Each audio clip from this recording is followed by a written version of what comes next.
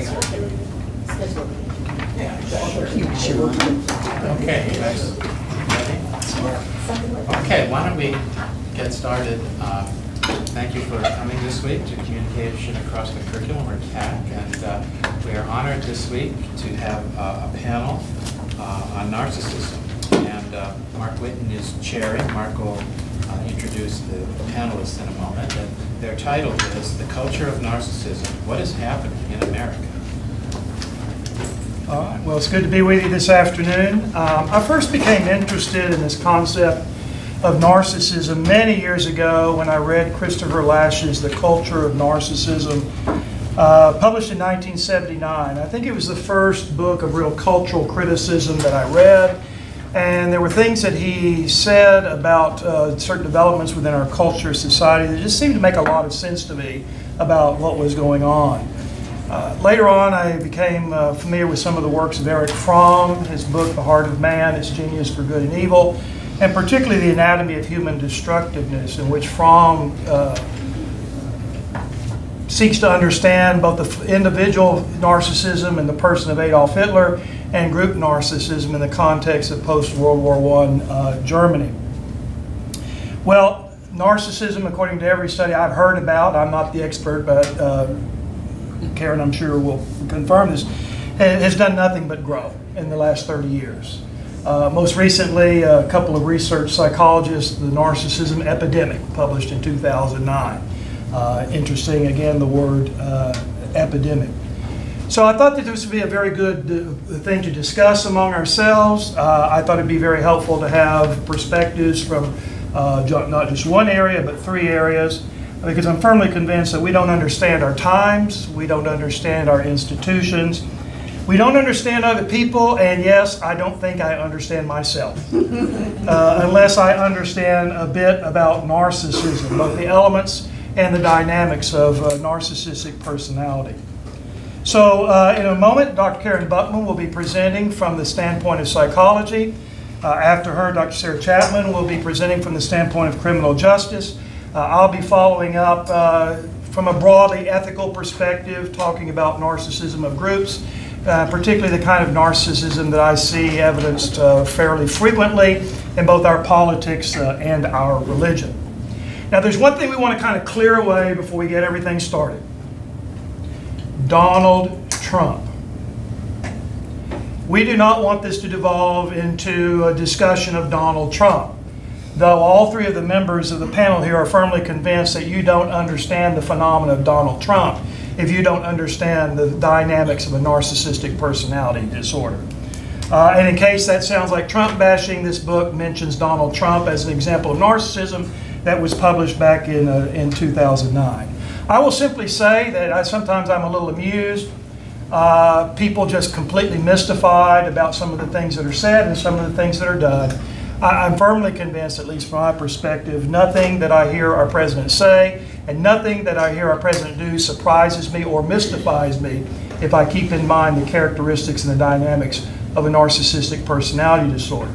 So you may or may not be making those associations as we move through those, but that's really the last time we want to mention that name, because we don't want this to be about that.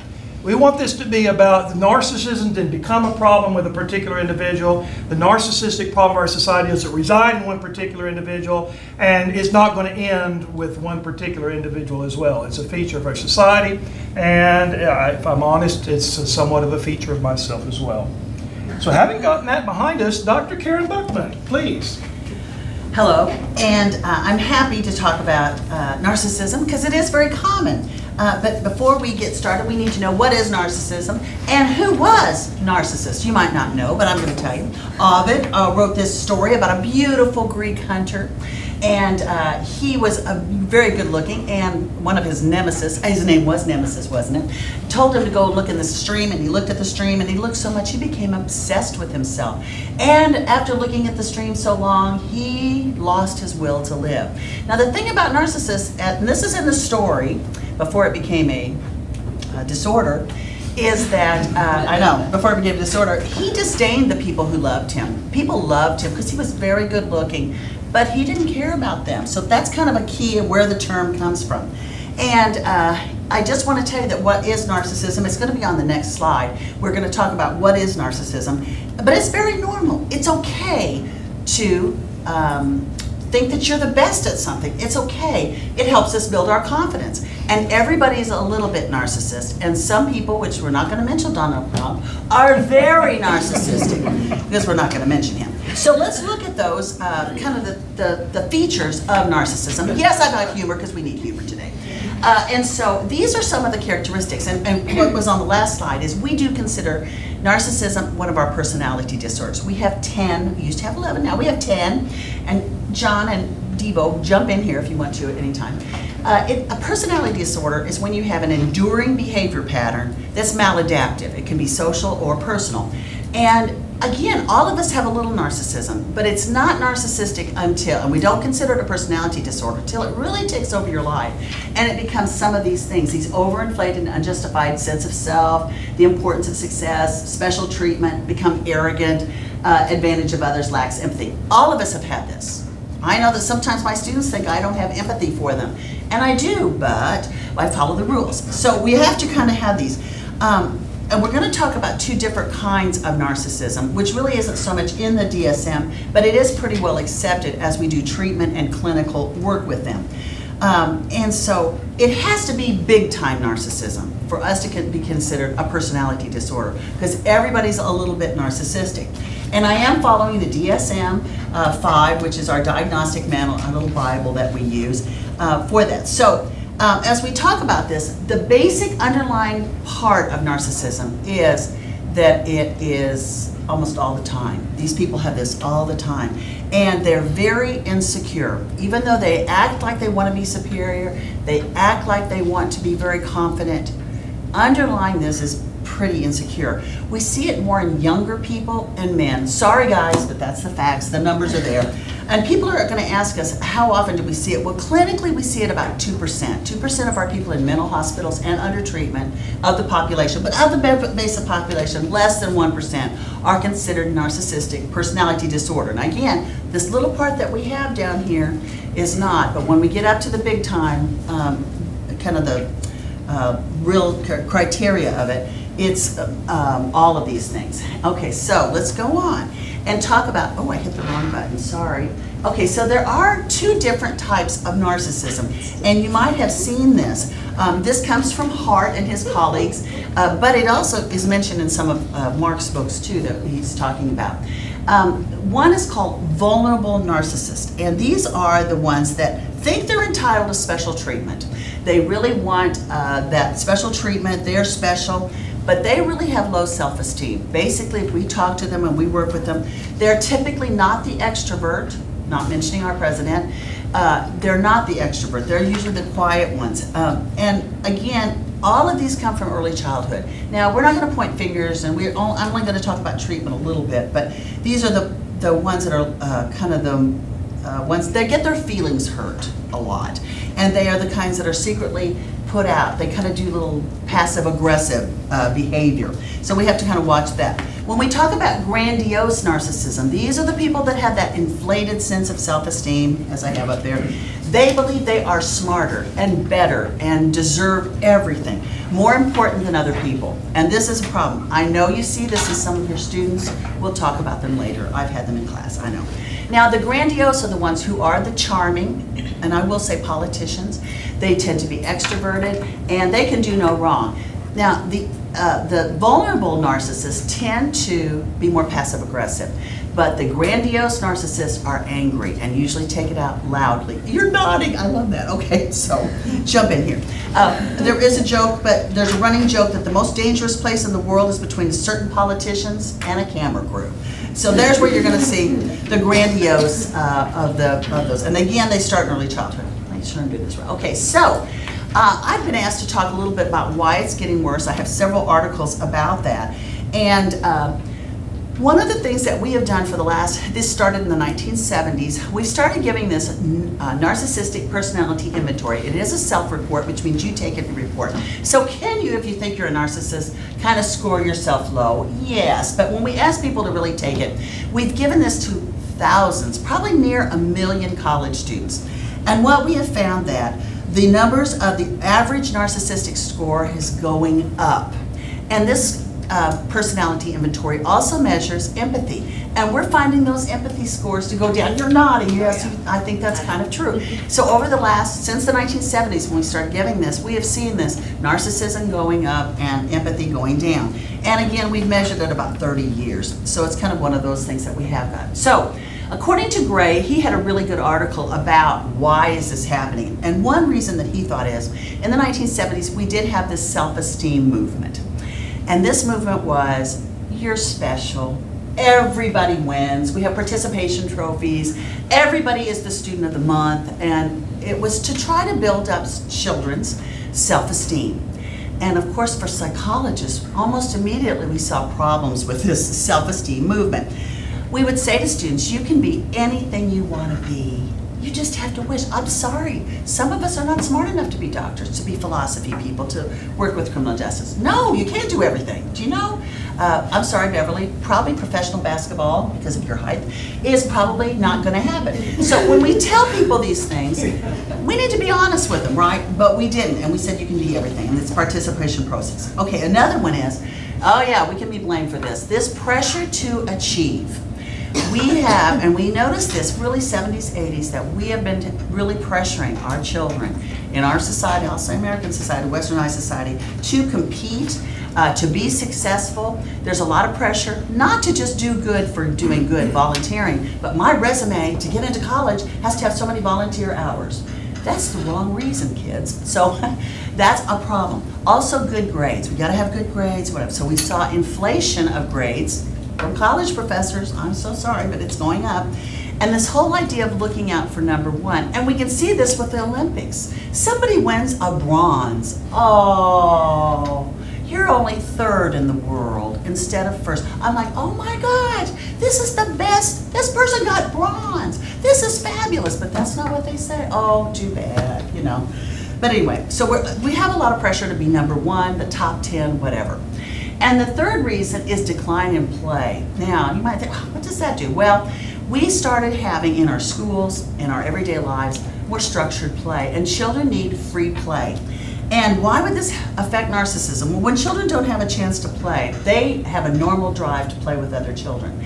And children straighten those kids out. You're not going to be special. You're not always going to be first when you're forced to play with other kids, or allowed to play with other children. Children are sometimes cruel, but honest. And so through play, children learn how to get along with others. They learn social skills. And playmates are very skilled at training us and children to handle insults, to demand respect, and not give respect if they don't get it. So consistent with this, we're finding that decline in play, and I'm talking unstructured, playing with other kids, really has hurt or raised our narcissism level. So that's one of those things. Okay, so we're going to talk about what do we think. So I think that's about all I have. Maybe. Okay, so next is, I think that's next. Hi. So I am a criminal justice instructor. I'm not a psychologist. I didn't know much at all about narcissism before this, but I do know about the system. So I just kind of wanted to explore what impacts this increased prevalence of narcissism could have on our system. I basically found that it might impact criminal justice and the system itself in three major ways.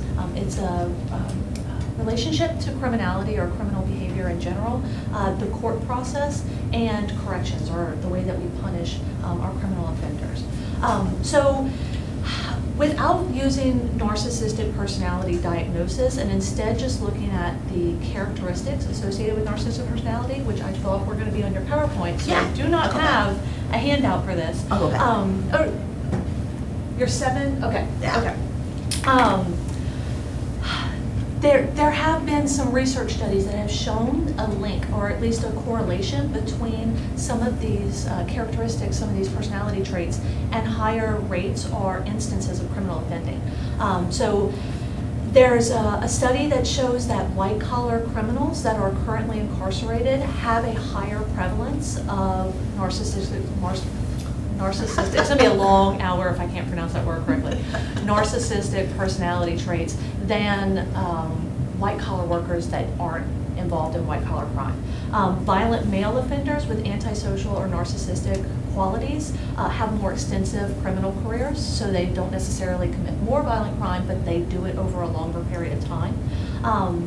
Characteristics consistent with narcissistic personality disorder, but that are measured through the psychopathic personality inventory. This particular study used that measure, but they took out the characteristics associated with narcissism, found that those characteristics are correlated with both the likelihood of arrest and with assaults committed with a weapon.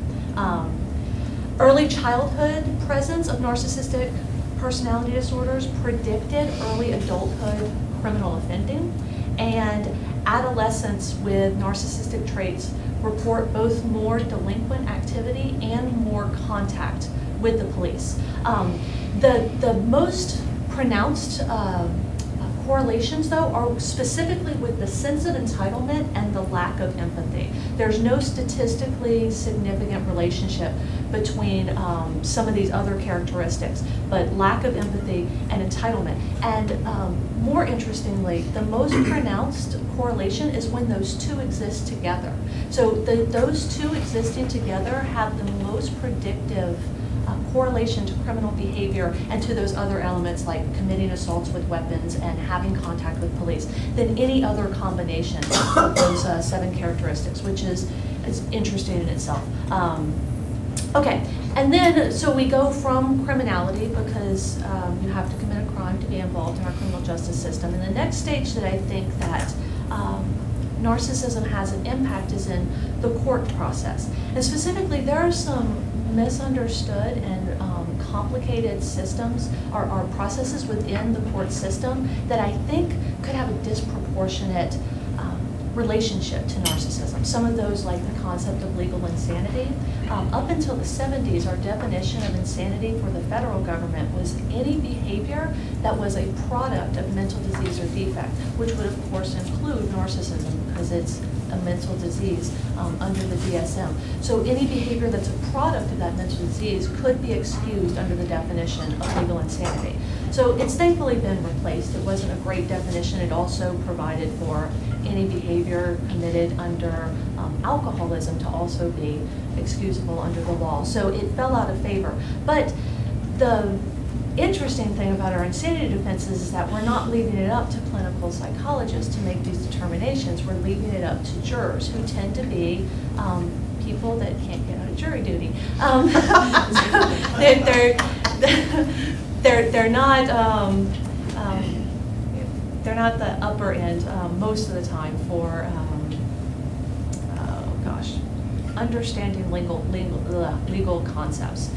So we have some tests for legal insanity, like the Monotony rule and irresistible impulse. And one of the things that jurors are often instructed to consider is, would the person have behaved the way that they did at the elbow of a police officer? And if so, then you can find them legally insane. And in my opinion, not as an educated psychologist obviously, is that a lot of these behaviors would be something that a person would feel entitled to do even at the elbow of a police officer, which could be enough to, if a jury is following the letter of the law, to allow them to excuse a person for their criminal behavior.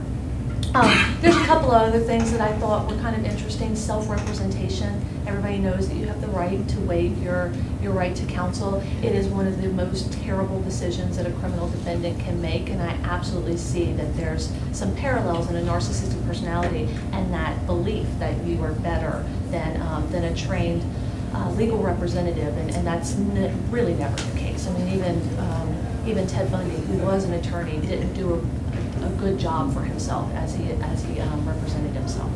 Okay, and then the last area that I wanted to cover, and more my area of expertise, is corrections. Narcissism, I think, has a huge impact on corrections. Corrections is just our system of punishing offenders. So it can include jails and prisons, but it can also include probation and parole.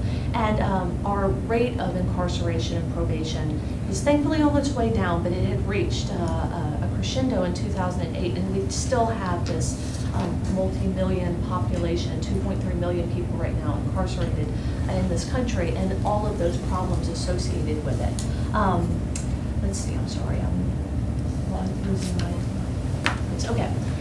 Individuals suffering from mental illness within our correction system cost the states and the federal government almost twice as much as a typical inmate. So an inmate that does not have symptoms of a mental disorder costs the state between $25,000 and $28,000 per year per inmate to incarcerate them at the state and federal level. When they present symptoms of a mental disorder, that figure goes up to $50,000 a year. Obviously, very significant cost difference. We know that 64% of people incarcerated in our local jails have symptoms of mental disorder, 56% in our state prisons, and 47% in our federal prisons. So it's a significant portion of our inmate population that's driving up the cost of incarceration. I do think that there is some promising information with this, though. I read, and I could be wrong, but that therapy has shown to be effective with empathy and entitlement. Self-reflection, which I guess is not the strong suit of most narcissists, but it is effective in reversing that sense of entitlement. And lack of empathy can be adjusted with empathy training, with encouraging people to see the consequences of their actions. And if we take the opportunity to provide a low-cost treatment method to reduce the likelihood that narcissists will continue with their criminal behavior, that's obviously preferable to $50,000 a year per inmate to incarcerate them. This is all, of course, due to recidivism as well. The cost of incarceration doesn't just end when you release somebody. In our country, we have a rate of recidivism, which is the likelihood that you'll return to prison within 5 years of your release date, and the national average is between 50 and 60%, which is horrendous. I mean, it's a correction system because it's supposed to correct human behavior, and more than half of the people that leave prison are returning within 5 years. So at least with this potential body of criminal offenders, it seems that the idea that we can adjust those two primary correlative characteristics to criminal behavior in a straightforward kind of cost-effective way and potentially reduce the recidivism is good news for the correction system. And then the last thing I wanted to add is that not all narcissism has to lead to the criminal justice system. In fact, I would imagine that most of it doesn't. Most narcissists don't involve themselves in the criminal justice system either by abstaining from criminal activity or at least not getting caught. But I do think that there's some concern with narcissism looking a lot like guilt. So I thought of 3 people. Amanda Knox, she was accused of killing her roommate in Italy, and she was actually found guilty in an Italy trial in a court of law in Italy. The conviction was overturned. I believe she's back in Washington now. But I think a lot of the public reaction against her, especially in Italy, was due to her behavior. And there was there was hardly even circumstantial evidence, to be honest, in that case. It was just speculative. But it had a lot to do with her reaction to the death of somebody that she had a relationship with. But that wouldn't be out of place for someone with narcissistic personality disorder. Casey Anthony is another example. I think Casey Anthony, the evidence against her was much stronger, but I still think that a lot of the public reaction to that case came from who she was and her behavior after the death of her daughter, and people can't fathom that reaction from a mother, and so it looks like guilt. And my other example was O.J. Simpson. I think it was even worse than Casey Anthony, but I do think that there were some elements, that sense of entitlement and that idea that he believed that his wife was his, and people don't like that, and that doesn't feel comfortable, and so juries see that. His jury obviously didn't, but the public sees that reaction and says, well, that doesn't fit. He must be up to no good because I wouldn't behave that way. So I do think that even outside of our criminal justice system and trying to keep innocent people out of our criminal justice system, narcissism is relevant in that way as well. Before I launch into what I wanted to share, some of you may have noted that there's been a shooting at a Florida high school today, and some 50-odd people have been wounded, and apparently there's some deaths as well. And it reminded me of the Columbine High School massacre. And Klebold and Harris are used as an example in this book by Twain and Campbell, that before the atrocity, they speculated that they were going to get the attention they deserved, they were going to be famous. They speculated who would play their roles in a Hollywood movie made about them and whatever. And so this is for the more extreme on the spectrum of narcissism in terms of that kind of destructive behavior, that kind of level of destructive behavior. But we've primarily focused so far upon narcissism in individuals. I'd like to kind of talk for a few moments about narcissism in groups. Because I did have an undergraduate major in sociology. I seem to remember that a group can be more than simply the individuals that comprise the group in terms of group dynamics, group identity, group psychology. And I've, on the handout that I've made available to you, I've got some excerpts from Lash's book and also from the Twain and Campbell book. On the other side, it's a list of symptoms of narcissistic personality disorder from the Mayo Clinic. And I've underlined, and most of those I've underlined, I think apply not simply to individuals but to groups. So I'll leave it to you to kind of look through those and to confirm, hopefully, that in fact groups as well as individuals can exhibit narcissistic characteristics. But in a culture of narcissism, it's not just individuals who exhibit strong narcissistic traits. It's groups that also exhibit strong narcissistic traits, in part because those groups may be made up of individual narcissists, but the group itself, the group dynamic, the group identity also has certain narcissistic features. People who are narcissists tend to become leaders, particularly in narcissistic groups. They are the dominant, the narcissists. They're showy, they're manipulative, they're charismatic. They like the limelight. They're willing to take the lead because they think they deserve the lead. They think they're entitled to be the leader. And so oftentimes groups, even a group that's not necessarily in and of itself narcissistic, may have a very narcissistic leader. But since, again, it is a predominant characteristic to some degree or another of Americans today, people like narcissistic leaders oftentimes. They fulfill certain narcissistic needs of the individual who kind of vicariously experiences the narcissistic grandeur of the leader and kind of basks in the glow and feeds on being a part of, associated with, identified not only with the group but with the leader as well. I think I see this in political groups, and I don't care what side of the aisle you're talking about. I think I see this in political groups. I think narcissism, group narcissism, helps us to understand significantly not just characteristics of certain political leaders, but political groups as well. I am also quite sure that I see this to a degree in religious groups as well. As an insider, formerly, and now maybe something of an outsider, I can guarantee you that I've met my fair share of highly narcissistic ministers. Now, there are a lot of occupations you need to have a pretty thick skin.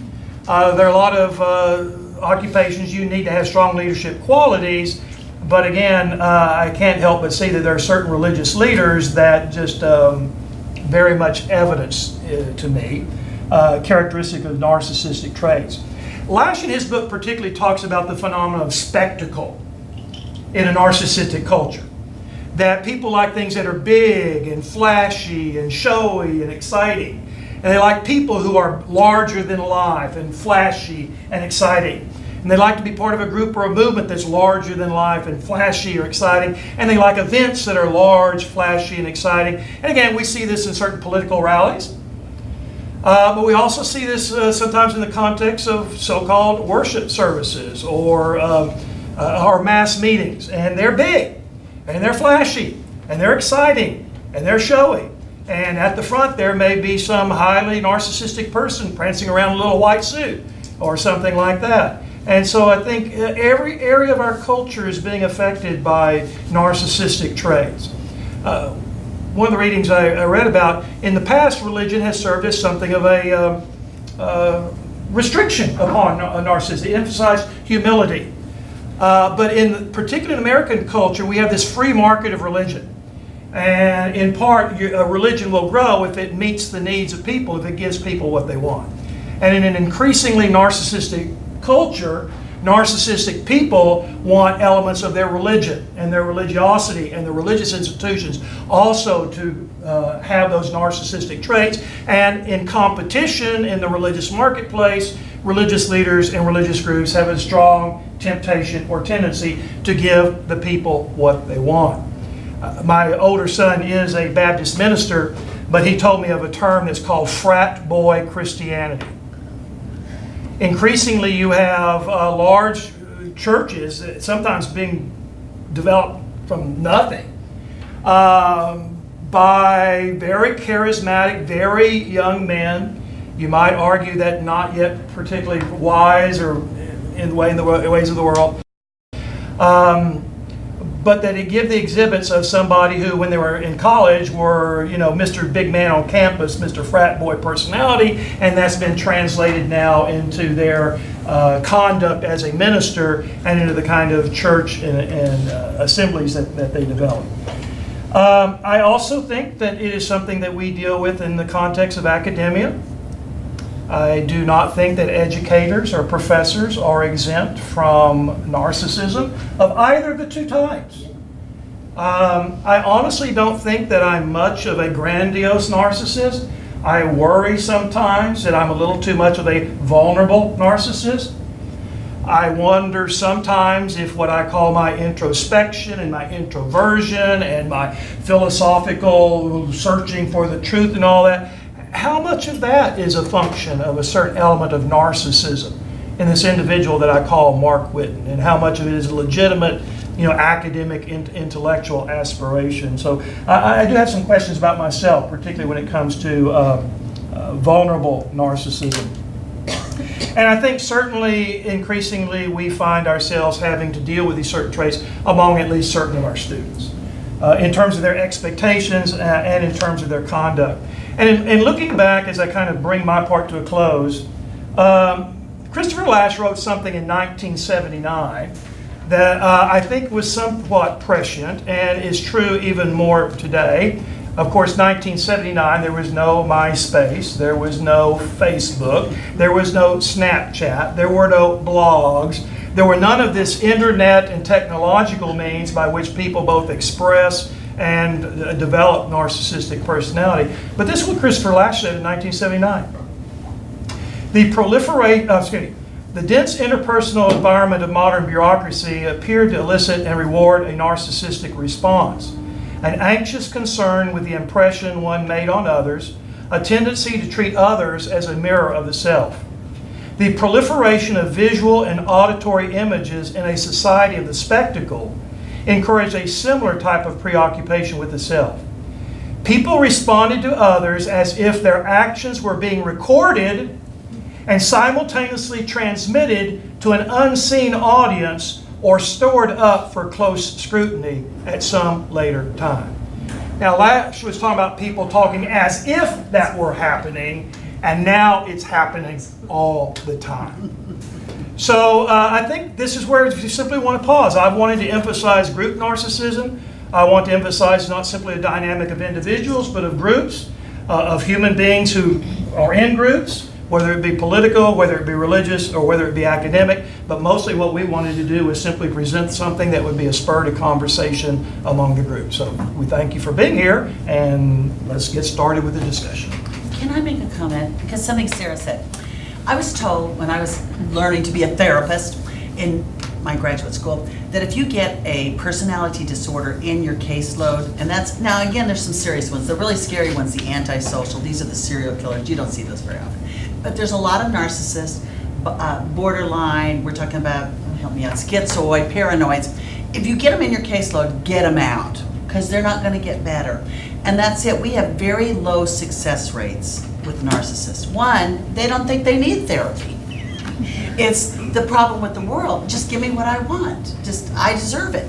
And so they aren't very good in therapy. So I'm glad to hear that in the prison population, they're getting some good empathy training, because we have not been very successful in our caseloads with helping the narcissist. Yeah. So, The they're not narcissist is helping, not- okay. no, No, I thought you no. said you found some, No, yeah, what okay. I saw was that those two qualities, not Yeah, that's what it narcissistic is. personality disorder, All right, but good. just the lack of empathy and the entitlement That's what we- on their own, and that doesn't constitute narcissistic personality disorder, but those are the two that are associated Yeah, with criminality. it So is. from my perspective, that's a plus. but Same from thing we yours, found, okay. that sucks. Okay, I took students on a field trip today. We went to the Children's Museum, and I do this like almost every semester with my honors class.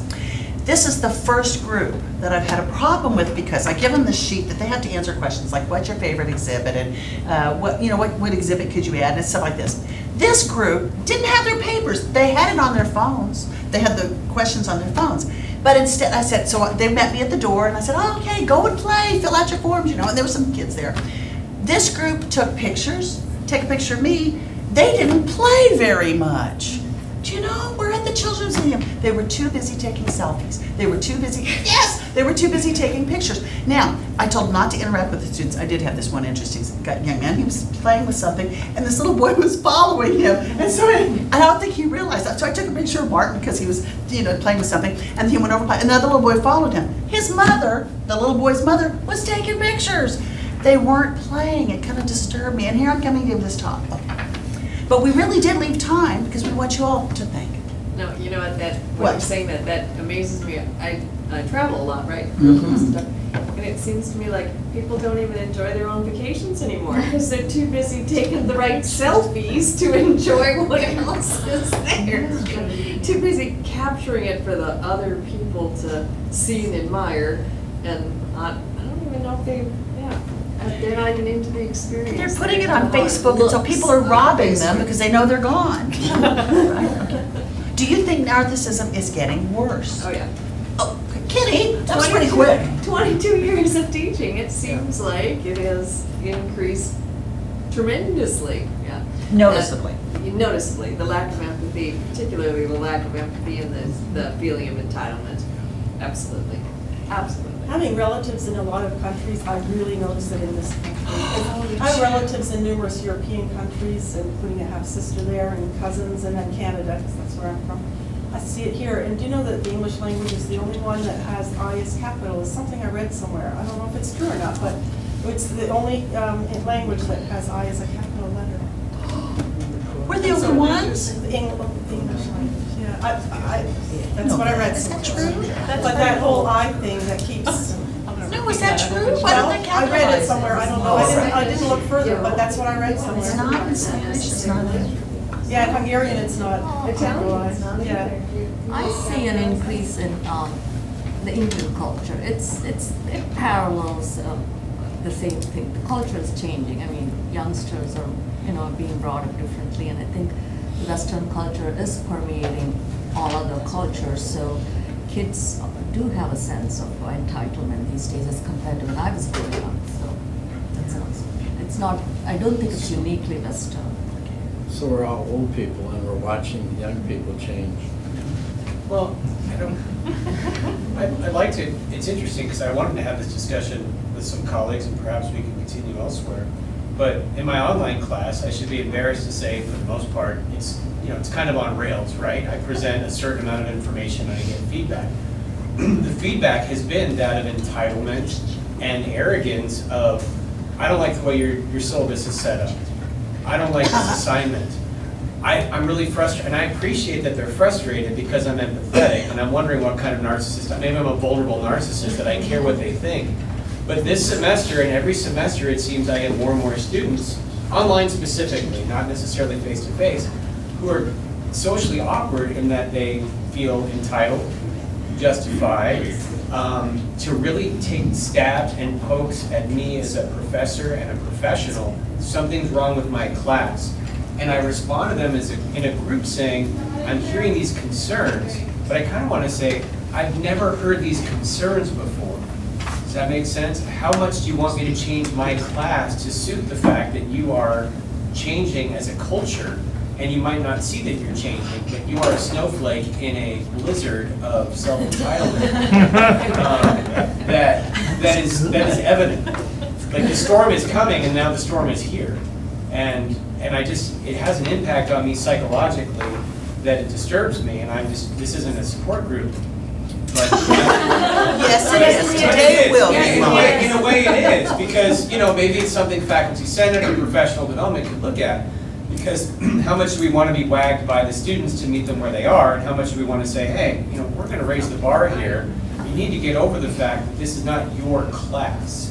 This is like a gym, and you work out in it, and you have to reach the goals set forth. And you're the expert. You're the teacher. My students sometimes say, let's take a vote about having the test. I said, you said, oh yeah, we don't want the test Monday. Can we take a vote? I said, you seem to think this is a democracy. This is a dictatorship, and I'm the dictator. I say that, but you can't do that when you're online. And I said, you can vote all you want, but we're having a test Monday, Aren't we So, encouraging it though, already even at the college with course evaluations? Like, I feel kids are evaluating things from a young age, and they're being given this stuff by adults. yeah, Why do you read them? because my dean reads it. Yeah. Why do you read them? Is it gonna change anything in your class? You don't need to, and I'm not. I do. I find them very I don't get I've never disturbed, I read don't one. get, no, and I don't get disturbed by it, You find them but we are very encouraging them still. I find them very useful. If I look for patterns, I mean, every class, there's gonna be a couple of people that, are gonna. But if you look for patterns, if you see, or if you see something that three Yeah, people say, yeah. You can learn from them. Yes. never You mind. can always learn. I learn stuff from them. Well, you do. They say if everybody consistently says, I don't know, your tests are too long, you might shorten them a little. I don't know. Those kind It might be valid. Might not. Might not. See, there you go. Might not, but I you mean, have to at least think wait a about second, it. who trained all these kids that came up, that we're talking about? Who trained Yeah, them? good. Who trained them? High school. Look in the mirror. Yeah. People our age trained these millennials, and now we're complaining about it. Go through the high school. They're worried about what the students think. They don't think anything. They're just high school students. They're trying to figure stuff out. And we give them all this latitude, and then they get in college and we say, you gotta narrow it down, you gotta study, you gotta do this. I'm just saying that I look at high school teachers that retire, they're glad. I don't wanna retire. But the point is, the students that we get are a function of the people our age who have the same cultural values we all have, and they brought them up, and we're dealing with them before we launch them into life. I have these 3 grandchildren, and so sometimes we go to buy some clothes for them.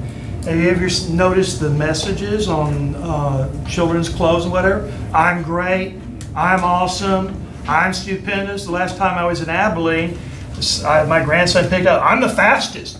And my little granddaughter, no, I'm the fastest. No, not I'm fast, but I'm the fastest. I'm the best runner, whatever. So you ask me, it's at the very beginning. How long ago? Sometimes in the messages we have on the clothes. That's right. How long ago were those clothes designed? 2 years ago? They had to get the patterns to China, and they had to get them back here in another year, and that's what we're selling. And we go, whoa, that's really strange. Yeah, but one of the things I teach in psychology and development, we teach, is that children are very self-centered. They are. And one of the things that we have to teach them is that they're not the center of the world. But it comes back again in the teenage years. I'm not sure why. But their hormones change, they're changing. They're self-centered again. Now, some people never get out of it. Yeah, I get it. But I like to warn parents. I said, this is normal. That self-centeredness, is very normal. But then they're supposed to grow out of it. But what you're saying is they're not. We're not having them grow out of it. We say, well, what would you like me to change on my syllabus? Oh, he doesn't change it. Well, because adolescence now extends through the 20s, Right.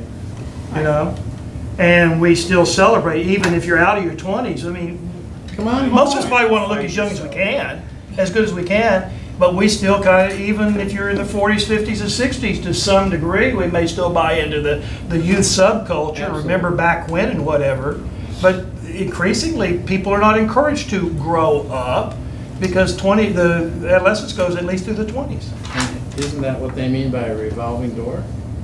You're staying with your parents at 32. Why? Because they said you could. No more kids. Here on campus, sorry, you go ahead. Well, I was just going to be self-deprecating in the respect that we had FY me just as an example, right? Instead of FYE, first year experience, we had FYME. We rebranded it to the millennials as, this is your college experience. How can we serve you? Unless you missed that particular campaign that we had, among others. So we forced them to take first year experience, but we branded as, it's a way for you to, and that is appropriate developmentally. This is a time for them to find themselves. But that doesn't mean that we need to acquiesce to who they are already. We're here to help them along the path to become something hopefully greater, and I guess in our view, more empathetic and more open to other worldviews, not narrowing everyone down into theirs. I was gonna go back to the culture and narcissism. Has any study been done to see what group is more prone to be narcissistic than the others? You mentioned after World War I in Germany is. Well, I think you'd have to have one of my sociology colleagues probably pronounce more to that. But again, I think there are certain developments that began with the baby boom generation and the dynamics of that, and in part because of coming out of the World War II era, that, and I think over and over again I've seen mentioned the self-esteem movement. I think, again, we have to talk about, I'm not a Marxist, but I think you have to talk about certain dynamics of a consumer capitalist culture that sells products based on the appeal to people's narcissism. I think we have to talk about our technology. I mean, they don't play if their head's buried in a screen, punching a bunch of buttons.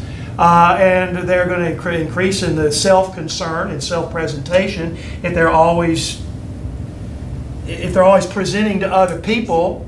So I think there are a lot of factors that are new factors in our situation in the past 40 somewhat years or so, but particular groups, I'd have to defer to someone who knows something about sociology for that, or cultural anthropology. I haven't looked at that specific. I have seen something, there are cultures, but I haven't, I didn't research it for this. We are a very individualistic culture. Yeah. Yeah, we are. But I ask my students about this survey every semester, what do you believe in? What do you value? And consistently the response I get is hard work, kindness toward others, empathizing, honesty. Now, they may be feeling like, they're giving the response that I want or something, but I don't know. I think there might be some self-awareness that we are in this culture of narcissism and Facebook. And they often talk about being critical of that view of always trying to promote yourself. So I know we're seeing that shift from millennial to, what is it, Gen Z now? My Sunday school class is old people like me and couples, and they bash college students. And I sometimes have to say, stop, because they volunteer more than any of y'all do. Yeah. But this is, maybe preparing for this has made me a little discouraged about it, but I do defend them. I'll say, yes, they're really good and they volunteer more than you do, but they're self-centered, but no. Yeah, and I want to put in a good word for college students as well. Yeah, because the students I have, if I thought the experience I was having with my students in the classroom was necessarily the whole story, or that they were representative of the generation at all, I would think we didn't have that big of a problem with narcissism. Because I don't face a whole lot of it in the classroom myself. I'm not sure all the causes or reasons for that. Maybe it's this menacing look that I normally carry about myself. But, I just don't have to face it a whole lot in the classroom, like I've heard some others have to. So I don't see it so rampant that it's just overwhelming me personally in my classroom. Yeah, a lot of factors come into effect: gender, ethnicity, how they perceive, different instructors. A lot of things come into play. And what your experience is not going to be what I feel in class, or another female from another culture feels. A lot of it is very subtle. Students don't do it overtly, but just the culture they grow up in and the messages they get. They expect a female instructor in general to be much more, accommodating and empathetic than a male instructor. I hear my male colleagues say, I just tell them this: if I say something half emphatic and firm, the reaction is kind of very different. So yes, a lot of factors come into play. We talk about, I'm just not convinced that it's a bad thing. I mean, I hear numbers like less than 1 or 2% of the population Yeah. have narcissistic personality disorder. Clinical. Okay, clinical. I mean, So, and then I that's hear, the serious like ones. the expression that narcissism's getting worse.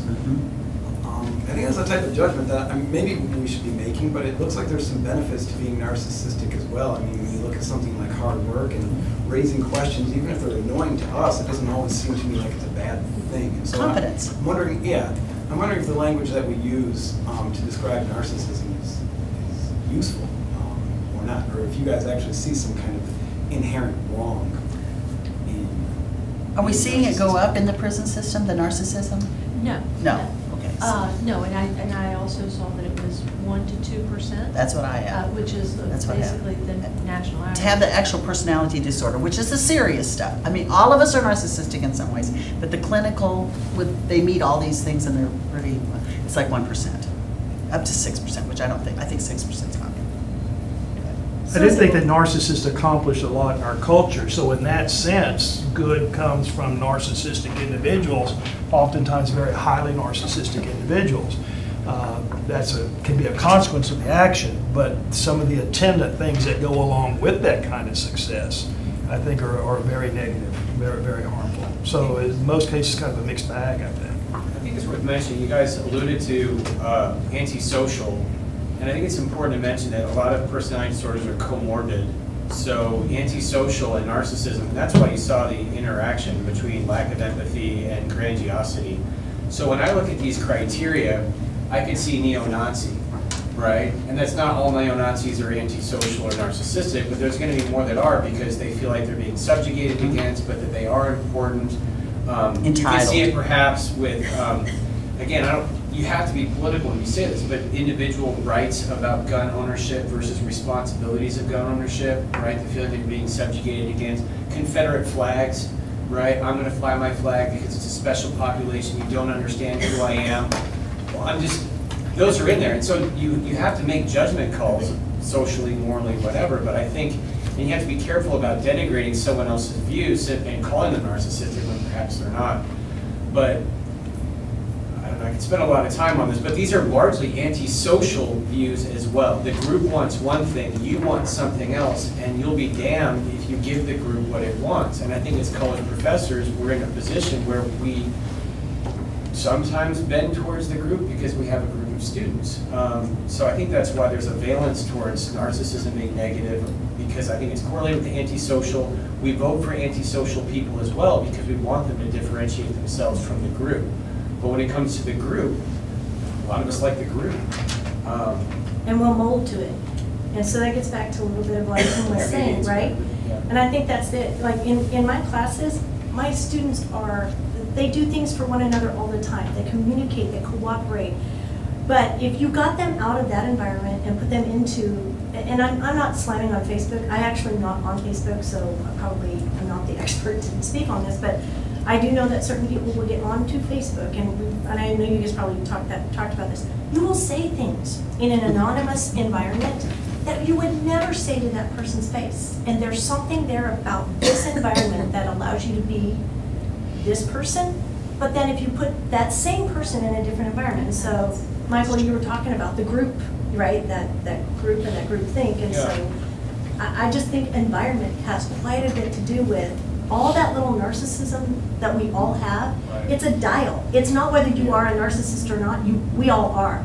It's how much do we dial it up and how much do we dial it back. Well, I'm not even mentioning trolls, because trolls don't happen in class as much as they do in an online class, right? We don't let them happen in class. Exactly. Right. So, It does We would tolerate that. Well, it does happen. Sunny's been Yeah. kind of jump in here several times. Yes, I'm sorry. I just want to go back to Tim's point about the benefits of narcissism. I enjoyed this presentation very much. It reminded me of a video that I watched yesterday from our Hatties training. So it was a TED Talk presentation given by a famous youth mentor in top 500 companies, and she was supporting stop shaming our millennial students who were negatively labeled as entitled and narcissist.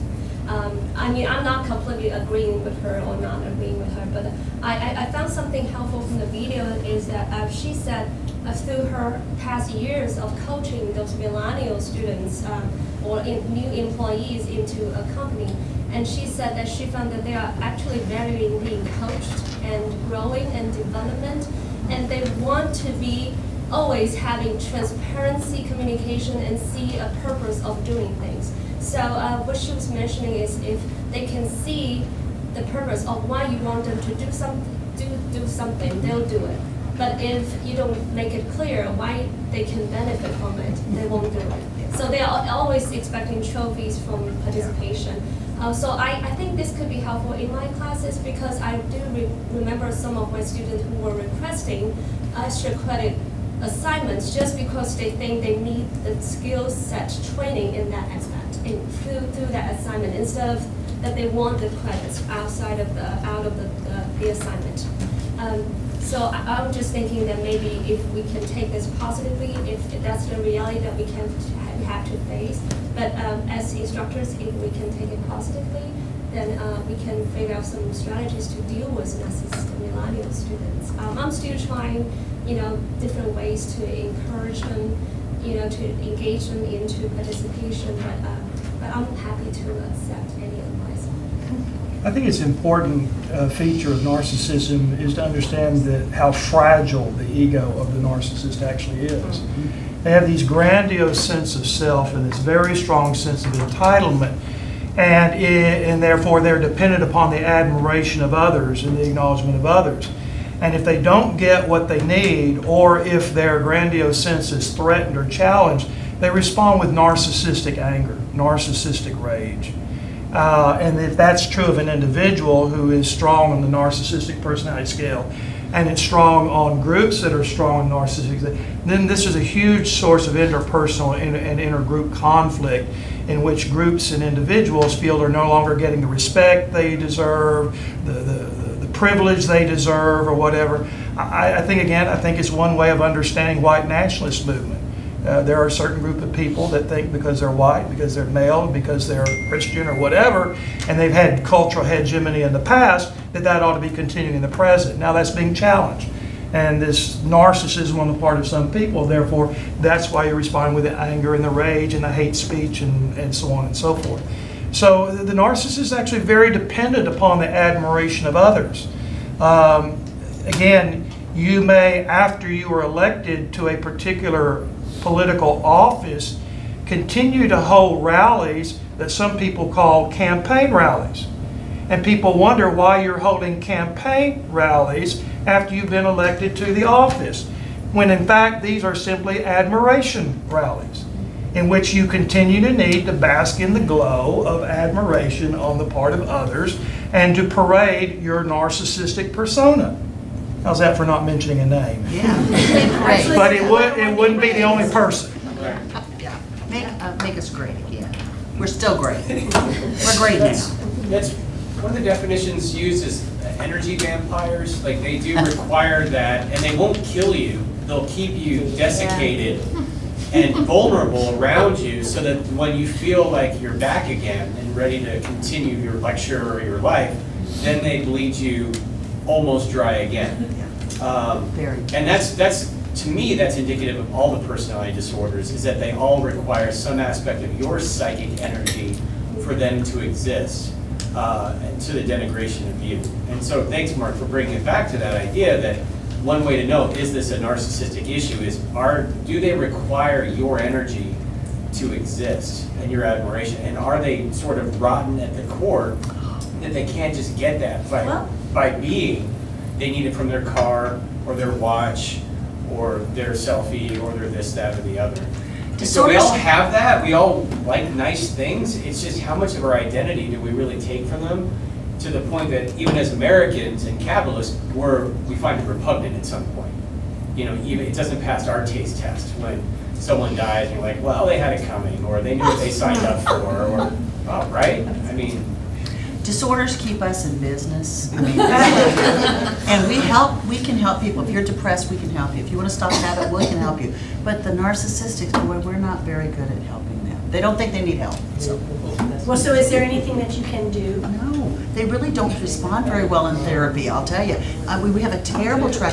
Personality disorders as a group, we're very poor at. I mean, you give me a schizophrenic over a personality disorder. They're very, when I gave you that definition, it's enduring. When we talk about personality disorders, they're enduring patterns of behavior. They've done this for a long time, they rarely change. Narcissists rarely change. And to develop empathy in them, it's really hard. Now, I know, because they're real deep and they're maladaptive. Now, everybody's a little narcissistic, but to have the personality disorder is very clinically so. So I'll take the other disorders any day. One way to find out whether to test for somebody being a narcissist is simply to ask them. Narcissists will say, if they understand what narcissism is, they'll admit they're a narcissist. There's nothing wrong with it. You know, I do have a member somewhere in my family, okay, that jokes about, well, it's all about me. It's all about me. And this person is not an extreme narcissist. This person is not a malignant narcissist. But this person is kind of on toward the scale of narcissistic personality trait. And they're joking all the time because implicitly they kind of recognize, they do think it's all about them. And they make a joke about it. So sometimes you just ask and they'll tell you. And who was that? So, how many of these, if I exhibit, I should be allowed? It's degree. It is that dial business. We all have a little bit, but. If you find somebody that has almost all of them, that's a narcissist. I mean, that does not apply to you. You're sweet. Oh, no, you're not. Classrooms then. Well, should we conclude? Does, and One to like being 6%. empathetic. Any other questions? I think in literature, the greatest narcissist would be Hamlet. They want attention. Hamlet? Hamlet, he would They seem want to Played for their needs? present both types. Attention. It's just interesting, you know, that the greatest tragic figures are often the greatest narcissists in literature. Because that made them, right? That's the irony of it. It is. I can never remember my Shakespeare as I should. Well, thank you, everyone.